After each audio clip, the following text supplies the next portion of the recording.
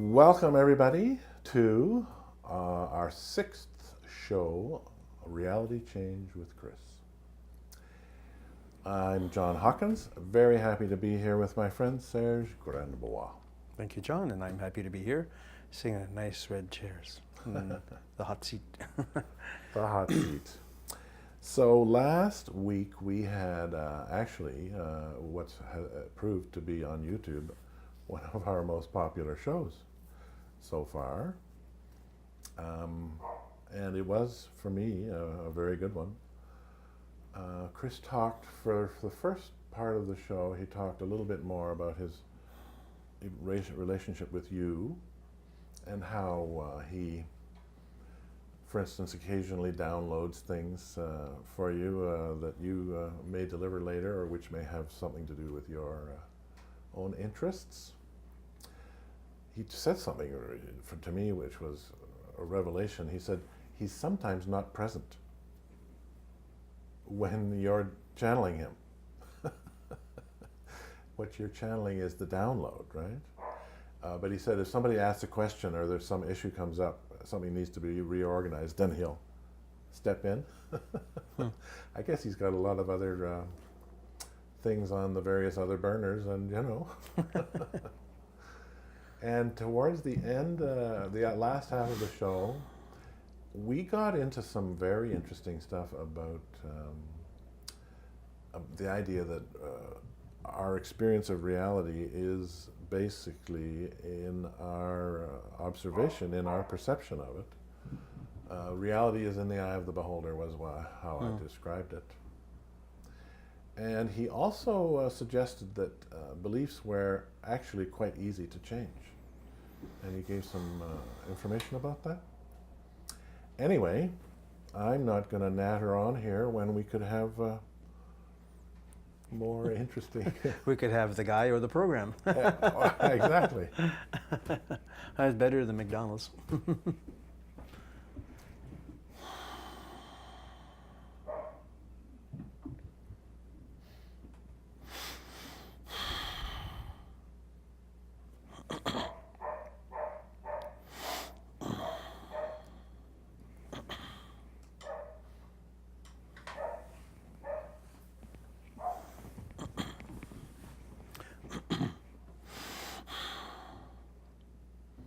Now we trust that you are comfortable.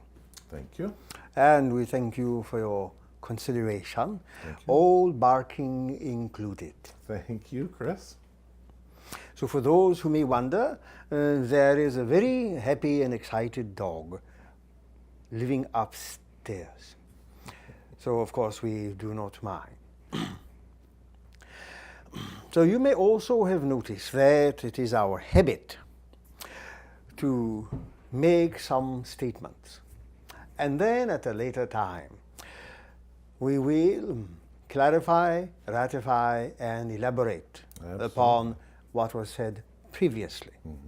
And often when we say or make a statement, we often use vernacular that you can understand easily, you can reference, and then make elaborations. So when we say we are not there, you understand that to mean that perhaps we are elsewhere. Okay. But that is a particular human trait. It is part of the functions of the ego to understand that something is here, something is there, something is elsewhere, and something is not there. The reality is that there is truly no such a thing as there and not there. Everything simply is. So you exist in a subjective reality. The so-called objective or objectified reality, the world that is occupied by the manifestations of the senses, what you call good old-fashioned solid reality. You understand that to be your home base, your place of existence, which in truth is a projection of the beautiful symmetry of your waveform patterns. Do you follow that? A projection of... In other words, your subjective states are beautifully and intricately woven into the fabric of time-space that you understand in simple physics. Mm-hmm. So you believe, for instance, that your body is what you are. You are the body, this is your chair, this is not your chair, this is your house, this is not your house, your car, not your car. Everything is and is not yours or not yours. Uh-huh. Just like something is good, something is bad, something is indifferent, and so on and so forth. So this all plays into the realm of the duplicities that influence your mind. They are part of the world of judgments. Ah. So for instance, if, as you explained earlier, you catch yourself in the act of saying, this is not good, this is bad, this is something I do not like, the tendency is then to push it away, therefore creating a disconnect. As well as the very real possibility that because it is something that you have created in your experience, that perhaps you are not so good at creating. Perhaps you are bad. Something is good, therefore I am good at creating, and so on and so forth. I see. So one seems to generate an feel for, or an experience, or a field of rejection. And the other one of attraction. Something is good, therefore I like it, therefore it is nice, I am fine. These are but the two sides of the same coin. They are part of the experiences belonging to the mind's experience and interpretation of what is going on. Basically, in your subjective experience. Remember, you live in your subjective experience. That is your main residence. Your subjective is deeply tied into the world of your imagination. And through the auspices of your senses, those beautiful, as Uncle Seth referred them, those beautiful little liars. Because they do not give you the true depth of the experience, nor the proper perceptions. The proper perceptions exist in your subjective experience. I think I'm catching a glimpse, but because we're not tuned into that, it's very useful for that to be reflected outwardly where we can see it and make the kind of judgments that we're talking about. Indeed. This is good, this is bad. It is in many ways a feedback mechanism, so that you can eventually click on to realize what is going on in your subjective experience. So you need that feedback mechanism. But it should also teach you an important observation, something very, very profound, that if this has its origins in the subjective states, then therefore by entering the subjective states and making those final adjustments, such as what we referenced on Monday's group session, then it is easier for you to make those alterations to the experiences you want to have, that are then also projected outward as feedback. But it is something that is gradual. Those kinds of realizations take their own time. Even though there is no time as you understand it, there is still a process to undergo. As we also explained, many ancient spiritual teachings, mystery teachings, religious teachings, and so on and so forth, were originally a means to transmit those particular teachings, that information, in a manner appropriate to time and circumstance, so that you would at least have the kernels or the seeds of that knowledge, and then expand upon it, again, in time and circumstance. What was taught 10,000, 50,000, 100,000 years ago is still valid. But because the time and circumstances have been transformed, the teachings, though still the same, have been adapted to your particular time and circumstance. So we know that many people would say, to hell with all religions, they are nothing but vessels for cruelty and pain and war and so on and so forth. That is what is experienced, but it is not necessarily the reality. If all of these extraneous materials were surgically removed, the seeds or kernels of knowledge would still appear. Even if the flames are put out, the embers are still present. And that knowledge is invaluable. Your species have found various ways to transmit that knowledge from one generation to another in countless different ways. Even the remnants of your ancient civilizations, and more are being uncovered, even as we speak today. These are also signposts, landmarks, that indicate deeper knowledge existed, which is still available to you, but you have moved away from it. You have, your whole world has become engrossed in the matters of the senses, so to speak. Everybody believes that they are the physical body and nothing else. So that has deep psychological implications, because you know that at some point the physical body finally says, we can no longer continue.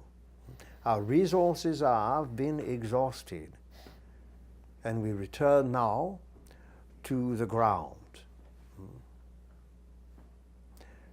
When an individual is firmly convinced that he or she is nothing but the body, then that presents a very fearful challenge. What happens then to me? Without recognizing that me is something completely different, something that existed before, will continue to exist after that body. So those teachings still exist. Many have certainly been altered, but not to the point where the kernels have disappeared. The foundational material is still present, even though it has been obfuscated, sometimes even buried, but it is still there. So, to return to our original statement, when we say we are not here or we are not there, we are still here, but not in the sense that you understand. We can occupy different spaces and different times simultaneously. So if, for instance, an situation arises, perhaps somebody has an inquiry, or you make an observation, you have a realization that requires perhaps additional information, at those circumstances, then it is not as if you have to send a text message or an email or make a long distance call to capture our attention. There is then an instantaneous recognition, and here we are. And you would not know or see any difference whatsoever. And this is not anything particularly new. Others have functioned in this way as well, including Uncle Seth with Rupert. Well, the question that I'm thinking of is, what is the quality that's missing when, prior to that, when you don't have that instantaneous realization and you're here? What is it that's missing when you're not here then, if you're everywhere? Or, you know what I'm trying to say? We understand what you are trying to say, and you are looking for a particular material or mental quality that simply does not exist in that sense. Okay.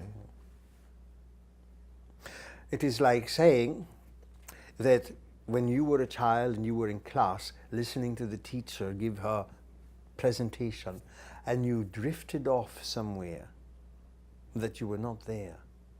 But in actuality you were there. Even though somehow or other your thoughts drifted into another kind of environment. Subjectively, you were both present and not present. And instantly you return to the classroom. It is not much different from that. Okay. All right. So it really, what I'm getting from that is the quality, which may be a poor understanding, but is it's the attention. It's the immediacy of the attention that is the change. Here. You could say that, yes. It works. Why don't I just give up trying to understand that right now and move on? I think that's a good plan. It is merely the slightest fraction involved in a matter of focusing. Ever so slight. Maybe intensity is another way to think. That also works. Okay, well, fine. That's very helpful, because when you made that reference to a childhood not dozing off, but drifting off in class, I spent, I think, the majority of my public school time not there. You might be surprised to understand that for most humans that is also exactly the case. Oh. Sit anyone, including our young friend, in class, after a few moments, the mind begins to ever so gently drift into other areas. What you may have had for breakfast or not, what you may plan for the evening, tomorrow's class, tomorrow's activities, what is upcoming on the weekend, what happened last weekend, what is going on with the family, and 10 other different things simultaneously. And the mind just goes about like a little bee, collecting thoughts here and there from all these little flowers. But the moment your attention is required, boom, you are there, focused upon what the teacher is saying. And interestingly enough, most students actually remember everything. Isn't that interesting? It is a much interesting phenomenon, but it is a part of human nature. It is part of the course. You have very little idea sometimes about how to use your focusing abilities. You have been conditioned to view it and experience it in a particular way. Just like learning. There is a difference between actually learning something and simply repeating by rote. So once you acquire a different understanding of your capacity to focus and how that plays so very nicely through all the various lenses of the aspects of your personality, you immediately enrich.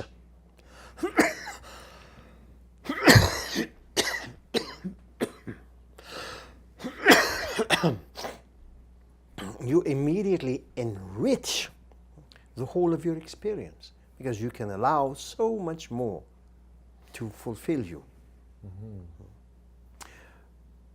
Most individuals look here, there, and there for some kind of fulfillment. The truth of the matter is you do not have to look for fulfillment. First of all, it is innate to your nature to actually draw fulfillment to you. But you have learned to keep it at bay and look for something else because you think this will fulfill you, when in actuality it often does not. So your search for fulfillment and happiness often brings more frustration than you bargained for. Most people are of the idea that, well, this should make me happy. After a little while, they recognize that it is not what they expected. The idea being that you have formulated an empty expectation of what should fulfill you, what should make you happy. Well, in truth, these things naturally spring forth from the very nature of your being as an eternal soul. And you can draw all these situations to you quite naturally because they are part of your subjective experience. Well, you know, the feeling I'm getting from the way you're describing experiences here, and this ties into some stuff you've been delivering in the course on Monday night. Really, when it's looked at from the terms of soul, from a spiritual perspective, not only is this intended to be fun and fulfilling and in a completely natural and automatic way, everything's taken care of, in a sense. Not only does it look like, that's what's really going on. Even though we may say, oh, there's wars and there's torture and there's illness and it's awful, it isn't. It's part of the game. Now, you do understand that some individuals might feel offended by what you have said, but the truth of the matter is that this is an incredibly cosmic-sized game or experience and project. You are collectively finding out just how powerful your particular inner subjective experiences are. And if you have been conditioned to use that powerful creative mechanism of setting up negative, inferior, frustrating experiences, then that is what you will continue to experience. You cannot project and live an inner experience of frustration, anger, resentment, guilt, shame, and so on and so forth, and expect that your live, three-dimensional waking experiences are going to be filled with rose gardens and flowers and joy in abundance. That has to come from inside first. And if you do not, quote-unquote, mess it up, that naturally exists, it is a natural state of grace that exists at the subjective level. But from a very early age, the child is indoctrinated in how to think, what to think, who to ask what to think, and so on and so forth. What not to think. As well. So it is problematic, but the problem can easily be rectified. But you have to come to that realization yourself. One cannot not only take the horse to water and ask it to drink, but for all intents and purposes, you cannot even take the horse. So the horse has to realize. Right. Do you follow? But the wonderful way it's set up, though, is that if a person has these internal things, negative, what we would think of as a so-called negative, then it's in their face, and they don't like it. And so the opportunity to learn is right there. There have been many, many comments and observations and interpretations about the movie The Matrix. Ah, sure. Or at least the 3 parts. Mm-hmm. Now, first of all, there is not outside agencies conditioning you. And you are not trapped in that way. But your experiences are generated by yourselves. So you are, in a certain way, like those individuals in those boxes, generating a reality. Mm-hmm. So, in a manner of speaking, it is a self-generated experience. Mm-hmm. If you explore the subjective states of mind, you will see very quickly that the subjective state's natural tendency is to move you towards exploring a state of grace and fulfillment. Mm-hmm. But you generally, through conditioning, say, no, I cannot go there because that is not permitted. If, for instance, I have too much joy in my life, then surely the shoe would drop. Right. It is inevitable. If I have 10 minutes of joy, I will have 10 minutes of sorrow. Perhaps in the attempt to understand that I can appreciate the joy when I have the sorrow. Such conditioning that you put yourselves through. I know it gets very convoluted. I have a friend who genuinely believes from her childhood training that the way to prevent bad things from happening is to worry enough about them. Oh, indeed. Indeed, that is very famous throughout your world. If I worry enough about it, then it won't happen. But in and fact, if the there opposite is is true. not enough worry, then you must add a good dose of extra worry to make certain that your worry quotas have been met. I'm worried that I might not be worried enough. Indeed. So it is an area of study that is neglected.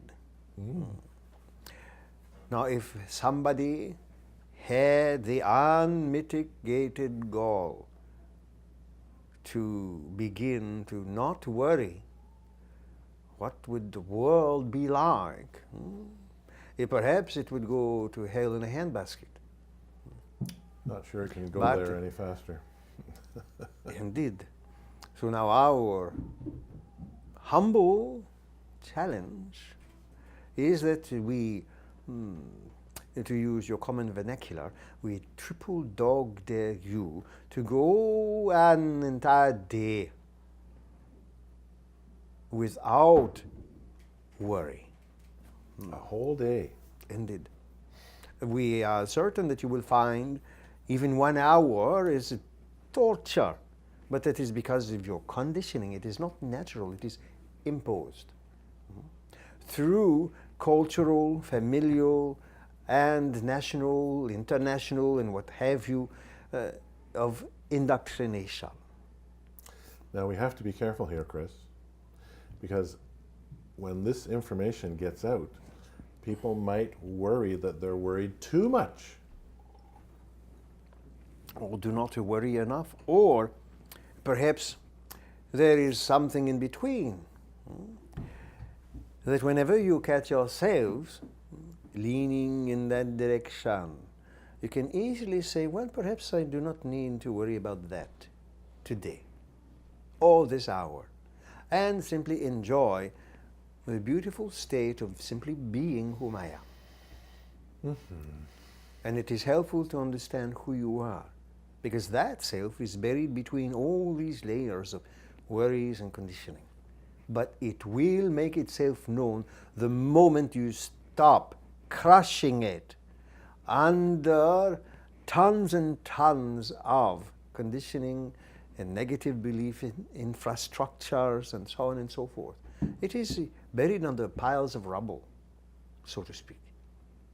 And the moment you clear the debris, you can see the light.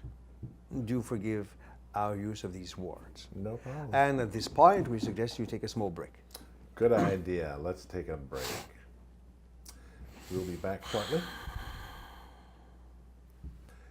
We're back. And instead of coming announcements, we don't really, we do have a coming announcement, don't you? Yeah. Probably in a couple of weeks, we will go back to our once a month guest, Okay. whether in-house or Skype. So the upcoming guest is Dr. Joyce Kovelman from California. She's a double PhD in psychology and PhD in neuroscience. We've had her before on our old show. Oh, when really? we used to do the show on downtown Toronto way back between 2006, 2009. Oh, yeah. She's a wonderful speaker, very, very knowledgeable about human nature. She's written several books. She's an author several times over. Mm-hmm. And she has recently published a book about the environment in story form. And this is something she will be talking about as well. And so we're looking forward to, in a couple of weeks, have her on Skype, which we'll be connecting with through here.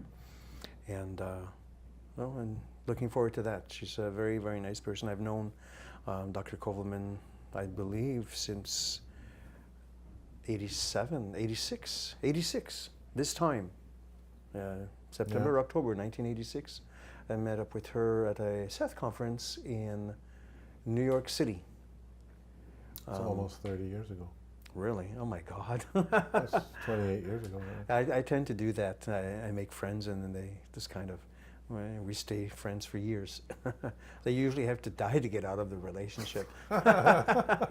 I'm just being silly. I was just thinking about my other friend who was Anglican minister, Reverend Phipps. I knew him for over 35 years, and he passed away a few years ago. Well, bless his heart. I'm sure he's having wonderful adventures. Yeah, that was his nature. So well, it'll that's be it fun. for the announcement. All right, it'll be fun to. Apparently, we can get Skype, and we can actually show the Skype image of the other person on the screen. So I'm looking forward to seeing how that works. Should be interesting, and I'm looking forward to having Joyce on. She's a really nice person. Well, I think we're going to probably have Kris back here for the remainder of the show. Very interesting discussion so far, as always.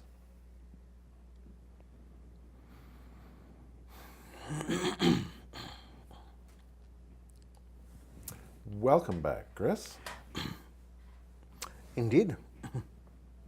Now, as you can surmise by now, the human experience, the experience of being human, the experience of the person as the soul, as well as the focus, which involves the ego and its relationship with the elements of the material world, is both complex and simple. And its simplicity lies in the beauty of all the mechanisms and all of the very aspects that compose the symphony you call your life. You live in the physical world, yet the main point of your experience is entirely subjective, which means it is non-physical. But it influences and affects the physical. And the physical also does bear an influence into the subjective. So it creates a waltz of the most beautiful kind. It is in fact living biological poetry. Okay, that's a lovely thought. Living biological poetry. Well, as I was saying before the break, as I'm beginning to understand from what you're describing, it's, I don't want to use hyperbole, but it's exquisitely constructed in such a way that that's the complex part. But it's constructed in such a way that it's all completely effortless and automatic. That's the simple part. Indeed. Were you to consciously manage even your autonomous systems, The autonomic- bodily functions, Right.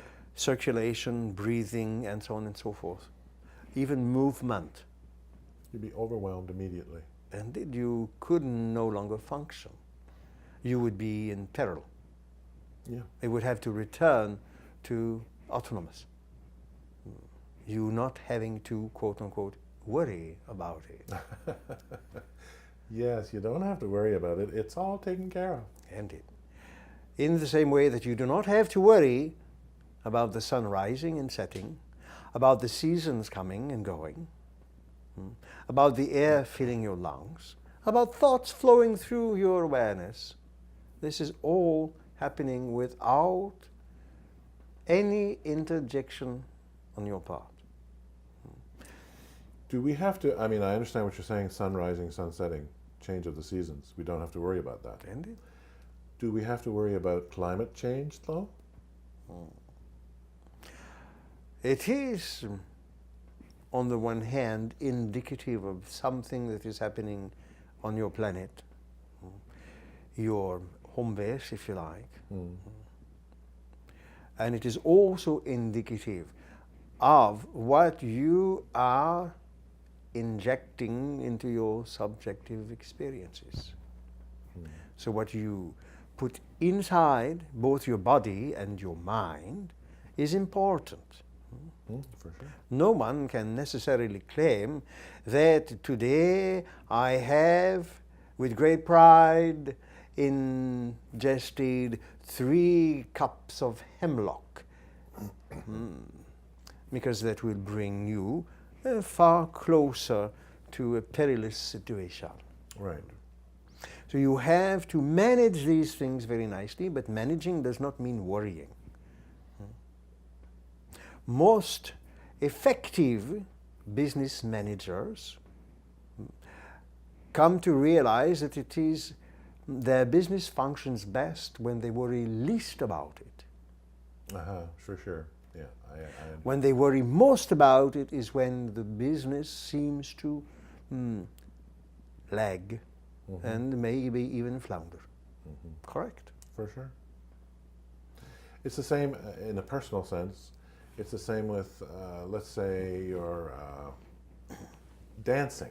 Let's say you're out in the evening and you're dancing, right? If you're worried about how you're dancing and worried about how people are thinking and looking, Then indeed it will be then your awkward. dancing will be awful. If you constantly worry about stepping on your dance partner's feet, then you will do just that. Whereas if you just be a dancer, then not only do you not have to worry about anything, but you're going to be a much, much more interesting dancer. More graceful, more fluid, more... Imagine if for one moment the bees began to worry. Are they landing on the right kind of flowers? Are they even worthy of doing this? Are these flowers worthy of being pollinated and visiting by the bees? And so on and so forth. It would take very little time for your bees to simply stop being. And then you have a serious problem. No pollination, No, I know. no food, in a matter of very little time. Then you are up the creek without a paddle. So all of these things function without your intervention. And that's a good thing. Indeed. At the same time, many individuals concern themselves overly with the so-called fact, so-called, we cannot emphasize that enough, that somehow or other human beings are by their very nature violent, destructive, even to the point of destroying the very environment they live in, therefore more or less guaranteeing their own demise as a species. Therefore, human beings are worthy of nothing but being wiped out as an ultimate punishment. Well, that's interesting. Is that then why we're perceiving the planet's climate situation? Because we're worried about it. We're focusing on it. And more groups of people and researchers are. Now, on the one hand, you have another group of people saying, all of that is merely poppycock. There is no such thing. And that humankind is absolutely not responsible in any way, shape, or form. That doesn't feel right either. Neither. You have to come to the realization that this environment, this planet, this world that you experience is part of your responsibility. You are its stewards. Being its stewards does not give you free license to destroy it. So you have to come to some deep observations and realizations about the nature of what is going on in the world. You have the potential to also clean up both your act and your world. You have within you the highest potential for the highest manifestations of quote-unquote good, of absolute cooperation with nature, not competing, but cooperating, even though they both have the C word. They have completely different outcomes. You do not have to subjugate nature to your will, nor pillage and rape nature to get what you want out of it for your own excessive goods. That's interesting. For your goods, not your good. Indeed. So if you instead cooperate with nature, then something miraculous happens. Nature seems to cooperate with you. You do not have to destroy the environment you are in order to have a good life. Because after a while, nothing matters. If instead you look at the very basic beliefs that you have acquired, the conditioning, and a clean house, then your water, your air, your land can also become clean again. It will not do so overnight or magically. We're not talking about that kind of magical thinking, but we are talking about graceful thinking, a thinking mindset that is filled with grace and respect and even reverence for the environment you live in because it sustains you physically. And gratitude. Indeed. So you have the opportunity to understand yourselves in relation to nature, not against it. Nature is not out to get you. It seems actually the other way around has been the prominent mindset for the last 150 to 200 years. So you can make a significant difference in your world. I've been thinking a little bit about what we were talking earlier about judgment, and you used the word observing rather than judgment, which is a nice neutral word. I'm going to, for my own purposes, I'm going to suggest a pair of words. Instead of judgment, which is very problematic, what about assessment and response? that also functions very nicely. I thought so. As a result, then you can take appropriate actions The response, yes. in an enriching and fulfilling manner, not as a reaction wherein everything in the china shop gets broken. Well, the word assessment for me is much better than judgment because, I mean, some form of review, I mean, it's there for a reason. There's some form of, Indeed. of You acknowledgement. have to create that feedback. Yeah. But assessment is kind of an acknowledgement of what it is without any judgment. Indeed. And it does not have to imply that I have assessed that this situation is good or bad. It is, but your response can be entirely different. Therefore, literally nullifying any impact that would affect you adversely. And literally generate that beautiful grace-filled response towards life. That way you do not have to feel a part, we mean a part, but you feel a part of the living environment. Not separate from, but part of. Isn't that interesting? A part and a part, almost different, opposite meanings. Indeed. Same spelling, almost. There's a space missing. Indeed. Very nice. This whole show, have you noticed, has been kind of intrigued by wordplay of various kinds. It's like a little theme. Wordplays and language reflect a much deeper subjective experience. You use words to try and make a communicable exchange to express these subjective states. And yet they are partially effective, not wholly adequate. But once you delve deeper, then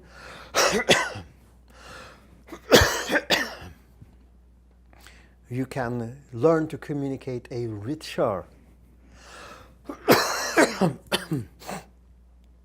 more endearing quality.